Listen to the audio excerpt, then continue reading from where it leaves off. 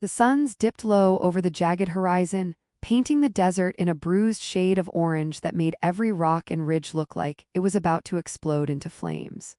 Captain Elias Vorn nudged his hoverbike over a sand dune, the engine wheezing like it had a bad hangover. He squinted through the heat shimmer, muttering under his breath about how no one had ever warned him that reconnaissance missions included face-melting sunsets and unreasonably crunchy sand. The drone hovering beside him whirred indignantly. "I'm just saying, Elias," it piped up, in its usual smug tone that suggested it genuinely believed itself superior to him in every way. "If your piloting skills were half as impressive as your complaints, we might have already reached the extraction point without nearly dying 3 times in the last 10 minutes. Elias rolled his eyes, brushing a strand of sweat-coated hair from his face. "You're lucky I programmed you to be slightly annoying instead of lethal. Otherwise, I'd eject you into that sandstorm and see how smart you are when you taste grit." "You wouldn't dare," the drone said, its sensors flickering in what Elias assumed was panic, though it might have been excitement. "I am your only competent companion in this forsaken wasteland." "Competent?" Elias scoffed, hitting the throttle. The bike lurched forward and immediately spat sparks. "Competent? You get me lost, scare the local wildlife, and keep quoting interstellar etiquette manuals to cacti. Competent is a generous word." A sudden movement caught Elias' eye, shadows sliding between the jagged ruins ahead. He squinted and cursed the heat haze. The ruins were old, ancient, even leftover bones of a civilization that had clearly been far better at hiding than at surviving. And now something or someone was moving among the stones. 3 figures emerged, their long ears twitching as if they were reading the air itself. Elias froze mid-throttle, both wary and unreasonably curious. They looked human in the broadest sense, tall, lithe, with skin that shimmered faintly under the suns, but those ears, they were impossible to ignore, curling like delicate instruments tuned to a frequency beyond human perception. Their eyes glowed faintly, catching the last rays of light, and the way they moved was both fluid and deliberate, like dancers who had learned to survive by grace. "Hey!" one of them called, and Elias almost fell off the bike. The voice was startlingly human, even amused, but there was a desperation beneath it. The second one waved, ears flopping comically before snapping upright again. "You there, human? Stop looking like a lost desert burr." Elias groaned, lowering the throttle. "I am lost, that's accurate." The third woman stepped forward, her ears flicking side to side like twin radars. "You smell like sand," she observed, tilting her head. "Do you always smell like sand, or is it a vacation scent?" The first woman laughed, a sound that was almost melodic. "He's probably part cactus, you'd fit right in, desert man." Elias rubbed his temples. "I swear to whatever galactic deity is listening, I've survived planetary bombardments, orbital firestorms, and a bar brawl with telepathic octopi, and now I get insulted by glowing ear people in the middle of nowhere." The 3 women exchanged glances, smirking. The second one, Lyra, Elias would later learn, stepped closer, her expression softening. "We don't mean to insult, we need your help." "Of course you do," Elias muttered. "Everyone needs my help, I'm the Galactic Volunteer Hotline." The third, quietest of the group, Nira, stepped forward, her ears quivering. "We're fugitives," she said simply. "They're hunting us. If you leave, we die." Her voice carried a weight that made the humor in the moment feel almost shameful. Elias' hands tightened around the handlebars. He had a choice: ignore them and continue his own fragile escape, or get involved. "You're fugitives from who, and why are you relying on me? I'm one man, a broken bike, and a drone with a superiority complex." Safine, the one with a playful grin and constantly flicking ears, leaned against a broken pillar, peering at him. "Oh, don't sell yourself short, you've got charm, and apparently sand armor, plus you're hilariously grumpy, which we find comforting." "Comforting?" Elias repeated, incredulous. "Do you really think being complimented for being miserable is going to help me decide whether to rescue you?" Lyra rolled her eyes and flicked her ears like a switch. "You humans have a funny way of negotiating. Look, we're not asking politely because we don't have time for diplomacy. The patrols are closing in. If you don't take us, we die. If you do, maybe you survive with a story to tell, or at least some interesting interstellar gossip." Elias glanced at the horizon. There was movement, tiny glints of metallic light reflecting the suns, patrol drones scanning, methodical and merciless. He muttered to himself, well, that's convenient timing. Safin grinned as if reading his thoughts. Decision paralysis is the human specialty, isn't it? Relax, Sandman, either way you're about to get an adventure. Elias sighed, I hate it when you're right. He killed the throttle. The drone beeped in what Elias interpreted as glee. Fine, you're coming with me, just try not to get eaten before I finish my morning coffee, or my sand breakfast, whatever this is.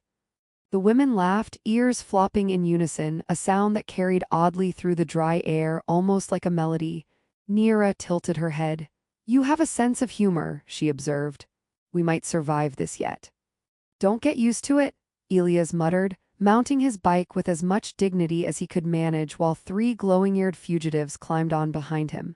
The bike groaned under the extra weight, sparks flying from the engine like it was trying to applaud the impending chaos. As they lifted off the dunes, weaving between ancient ruins, Lyra shouted over the wind, next time you pick the planet. Elias shot back, next time, there won't be a next time if we die out here. Safin laughed, leaning close to him. Ah, but surviving with flair makes the story better. Don't worry, human, we'll make sure it's unforgettable. And as the patrol drones glinted on the horizon, Elias realized that somehow, between peril and absurdity, he had agreed to a mission that would test everything he knew about survival, humor, and alien companionship. And somehow, he didn't entirely regret it. The desert stretched endlessly ahead, and somewhere beyond it, the galaxy waited, full of danger, wonder, and more jokes than a soldier thought he'd endure. The hum of the hoverbike thrummed beneath Elias like a nervous heartbeat as the desert gave way to jagged canyon walls, the sun spilling molten light across every crevice. Lyra, Safin, and Nira clung to the bike with surprising ease, their long ears twitching like sophisticated antennas, catching every shift in the wind and every distant vibration of the patrol drones still trailing them. Elias had stopped counting the near misses. Instead, he focused on keeping his balance while the AI drone zipped circles around them, projecting a stream of snarky holograms meant to confuse the enemy. Elias, Lyra called, her voice carrying above the engine, I don't mean to insult your navigation skills, but your left turn just now nearly caused us to collide with, oh look, a conveniently shaped rock. Congratulations. Yeah, thanks for the encouragement, Elias muttered, swerving hard. I almost smashed us into a canyon wall, so your timing is impeccable. Safin laughed, ears flicking wildly. Your almost is definitely better than your usually. But we should probably discuss our plan, Desert Man, before your bike literally dies from embarrassment. Elias groaned, Plan? What plan? I'm still deciding if keep breathing counts as one. The canyon opened up to a vast expanse of jagged terrain dotted with crystalline growths that refracted the twin suns into rainbow shards. Elias slowed the bike just enough to avoid plowing into the crystals, which hummed faintly as if alive, resonating with the movement of the air. Nira's ears twitched at the hum. These are biocrystals, she said quietly. They can detect movement and energy. If we're not careful, they'll alert every patrol drone in the sector. Perfect, Elias muttered. I always wanted to star in a high-speed stealth mission inside a disco ball. Lyra rolled her eyes. You humans and your jokes, just focus on the path. As they maneuvered between the towering crystals, the patrol drones appeared in the distance, metallic shadows glinting in the sunlight. Elias slammed the throttle, weaving in unpredictable patterns, while the women coordinated a series of holographic decoys. Safin leaned forward, manipulating the drone's interface. Elias, brace yourself. You're about to become the galaxy's most accidental magician. The drone's sensors flickered as duplicates of the bike appeared and scattered, each projecting its own exhaust trail. The real bike jolted violently as Elias narrowly avoided a laser sweep, and he shouted, I swear if one of those decoys develops a personality, I'm suing. Lyra couldn't resist a chuckle. Oh, don't worry. They'll probably just argue about your terrible piloting skills instead of attacking us. Nira, quiet until now, reached out to touch one of the larger biocrystals. A soft pulse of light spread across the crystal's surface, creating a ripple that momentarily blinded the drone's sensors. That should buy us a few minutes, she said, her voice calm but tinged with amusement. Humans tend to panic. I find it entertaining. Elias muttered under his breath, Thanks for the moral support, pranking genius. The bike skidded across a patch of crystal dust, sparks flying as the hover mechanism protested. Safin grinned, calling out, "See, I told you your skills were improving, you almost didn't kill us that time." As they pressed deeper into the canyon, they stumbled across a wounded alien civilian, trapped beneath a collapsed crystalline arch. Elias swore, skidding to a halt. "Oh, fantastic, because a perfect day needs a side of moral dilemma with a sprinkle of laser fire." Lyra jumped down, her long ears alert. "We can't leave them. If we do, patrols will find them, and then we're back to square one." "Square one involves less sand in my boots, though," Elias muttered. He dismounted, tugging at the rubble. The alien groaned, eyes flickering in a weak, golden light. Nira moved beside him, gently lifting part of the crystalline debris with a soft pulse of energy. "Don't hurt yourself, human. That would ruin the whole dramatic rescue scene." Elias shot her a look. "Thanks for the pep talk." He heaved the final piece free, and the aliens staggered to their feet, letting out a soft laugh. "You humans are clumsy, but at least you're dramatic. I like that." Safin smirked. "See, even the rescued appreciate your flair." The patrol drones had closed in, but the rescued alien, surprisingly nimble despite the injuries, activated a small device that created a localized gravity field, sending the pursuing drones tumbling and buying them time. "I told you we weren't entirely helpless," the alien said, ears flicking like a cat in amusement. Elias, catching his breath, muttered, "Great, now we have a fan club, this day keeps getting better." The group resumed their flight, weaving through crystalline towers as twilight fell, the twin suns melting into shades of violet and crimson. The desert echoed with the hum of the biocrystals and the faint mechanical whining of the drones, now scattered and confused. Lyra, perched behind Elias, leaned close. "You humans are surprisingly durable," she remarked, "and your sense of humor somehow necessary." "Necessary," Elias said, swerving past a crystalline spire. "I'm beginning to think it's a curse." Safin laughed, tugging at one of the holographic decoy's controls. "No, it's essential, keeps us alive, mostly." Nira remained quiet for a moment, ears twitching as she observed the horizon. Then she added, "Also, it keeps things interesting. Galaxies are dull without human stubbornness." By the time they reached a plateau overlooking the edge of the canyon, the suns had set completely, leaving a sky dusted with unfamiliar stars. Elias stopped the bike, surveying the terrain. "Well," he said, voice low but tinged with disbelief, "we survived the desert, lasers, and my questionable navigation skills. That counts as a win, right?" Lyra perched beside him, looking out at the stars. "A temporary one," she said, her voice softening. "The real challenge begins when we leave this planet." Safin leaned forward, grinning. "But at least we're all here, mostly in one piece and with some dignity intact. For now." Elias groaned, leaning back against the hoverbike. "Mostly in one piece is my favorite metric, I'll take it." Nira chuckled quietly, her ears twitching. "And the adventure just beginning." The plateau was quiet except for the soft hum of the hoverbike and the occasional flicker from the biocrystals below. Somewhere in the distance, patrol drones regrouped, metallic eyes glinting like distant stars. Elias, flanked by 3 alien women with twitching ears and sharp humor, realized that whatever awaited them beyond this canyon, it would test their courage, their patience, and most unexpectedly their ability to laugh in the face of interstellar disaster. As night deepened, the group settled among the rocks, sharing rations, stories, and jokes about everything from human fashion to alien bureaucracy. For the first time since he'd landed on this forsaken planet, Elias felt a strange sense of camaraderie. The galaxy was vast, dangerous, and absurdly funny, and he was caught right in the middle of it, with glowing-eared companions who made survival feel almost enjoyable. The stars above twinkled, indifferent and ancient, while below, 3 alien women and 1 exhausted human soldier prepared for the next stage of a mission that promised peril, laughter, and perhaps the faintest chance of glory. The freighter's engines shuddered beneath Elias' hands as he guided it through the narrow asteroid field, the metallic hull groaning like it had swallowed a galaxy's worth of stress. Lyra leaned against the console, her long ears flicking as she monitored the sensors, while Safin jabbed at the controls with both curiosity and mischief. Nira, silent until now, hovered near the navigation panel, fingers dancing over alien glyphs that glowed faintly beneath her touch. Elias muttered, "I'm not sure this thing was meant to outrun a full fleet of warships, but apparently desperate humans have to improvise. The first glint of the pursuit appeared, a streak of metal slicing through the darkness, patrol drones from the alien regime, sleek and lethal, their sensors trained on the freighters barely their signature. Elias cursed, "Of course they found us, because if danger weren't polite it wouldn't be, well, dangerous." Lyra's voice cut in, sharp and amused. "Relax, human, we have a few tricks you haven't been told about."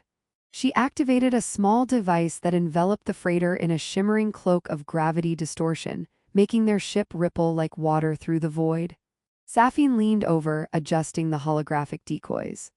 "Also, you're about to witness a master class in chaos management." She grinned, ears flopping comically, as dozens of duplicate freighter images appeared, each trailing fake engine exhaust and blinking lights in patterns designed to confuse enemy sensors. "Masterclass, huh?" Elias muttered, gripping the controls so hard his knuckles turned white. "I swear if we survive, I'm going to demand a diploma." A squadron of warships materialized around them, dropping from hyperspace with brutal precision. Metal screamed, energy shields sparked, and lasers painted the darkness with violent light. Elias swerved, narrowly avoiding a blast that would have vaporized the front thruster. Lyra's voice cut through the chaos. "Focus. The exit vector is unstable. I'll take the lead. Safine, you support, and human, try not to die, preferably." "Preferably," Elias echoed, muttering as he slammed the ship into a tight weave, dodging blasts with desperate flair. "I see how it is. I'm your cannon fodder with a license to panic." Safine activated a gravity pulse from the cargo bay, sending pursuing drones spinning helplessly into asteroid clusters. Nira, calm as ever, hacked into the enemy's targeting grid, redirecting missiles into their own fleet. Elias blinked. "You just hacked the warships? I think I need to take a nap just to recover my brain." Lyra shot him a grin, ears flicking. "You're learning to survive in style, human, that's what counts." Despite the chaos, Elias felt a strange calm take root inside him. The fear was still there, gnawing at the edges, but alongside it was confidence. Earned, not given, because he was no longer alone. The alien women weren't passengers, they were allies, each brilliant, unpredictable, and utterly committed to survival. And somehow their humor, light, sharp, and occasionally absurd, made the nightmare of interstellar combat almost tolerable. "Almost tolerable?" Safine's voice rang from the comms. "That's your battle motto." "Yeah," Elias shouted back, narrowly avoiding another laser sweep. "Almost tolerable, catchy, isn't it?" The climax came fast. A massive capital ship emerged, bristling with weapons dwarfing their freighter. Its sensors locked onto them with deadly precision. Elias swallowed. "Well, that's big." Lyra's ears twitched. "Big, yes, but predictable. It has a blind spot along its lower port hull. If we can get through the asteroid belt over there, we can slip past without being destroyed." Elias gritted his teeth, weaving through the jagged field at impossible speed. Safine and Nira coordinated to fire decoys and disrupt the ship's targeting systems. The freighter shuddered, sparks flying as shields flared, but step by step, maneuver by maneuver, they inched closer to freedom. "You humans really can handle stress," Lyra remarked, ears flicking with what Elias decided was amusement. "Most die before the second jump." "Most are also idiots," Elias said, voice strained. "Lucky for you, I'm only partially incompetent." The freighter surged through the final gap, asteroid fragments clattering past, and emerged into open space. The pursuing fleet was momentarily blind, sensors overloaded by the decoys and gravitational distortions. Elias let out a long breath, knees trembling. We made it." Safine let out a whoop of delight. "Made it? I'd say we survived spectacularly." She winked at him. "Also, you almost didn't crash into a small moon. Points for improvement, human."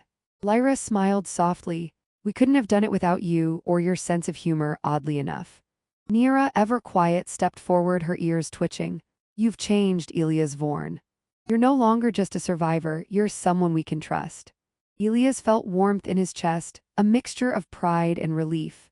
He had arrived on this mission as a lone soldier, hardened and cautious, prepared only for survival. Now he was a leader, a companion, someone capable of taking responsibility for others, even alien fugitives whose culture, biology, and humor had initially seemed incomprehensible. They settled into the freighter's cabin, systems humming steadily as they left the danger behind. The rescued alien civilian had found a quiet corner, joking about humans' insistence on eating unappealing food while praising Elias for not completely panicking at first contact. Lyra, Safine, and Nira shared tales of their homeworld, some tragic, some absurdly bureaucratic, all laced with humor that reminded Elias why he had agreed to help in the first place. Elias reclined in the captain's chair, staring at the stars. The galaxy stretched endlessly, dangerous and beautiful, but now it felt navigable, not because it was safe, but because he had allies who matched his courage with cleverness, resilience, and laughter.